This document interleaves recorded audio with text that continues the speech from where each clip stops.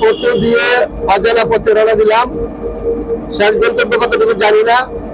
আমাদের মাঝে আছেন আল মুনতাখাবুল আদাবি, কুতুবুর রাব্বানী, খেলাফে রাশিদিন, হযরত মাওলানা নাজমুল হাসান মাদানী।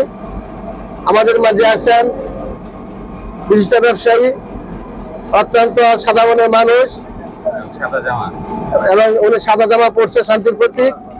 উনি প্রতিনিয়ত খুব হাসি খুশি থাকেন।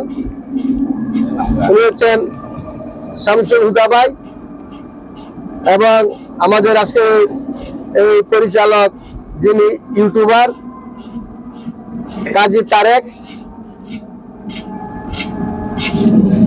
আমরা আজকে অজানা পথে কতটুকু যেতে পারি জানি না।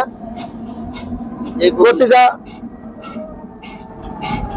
চলাতে আমরা বানরের খুব মেলা দেখতেছি।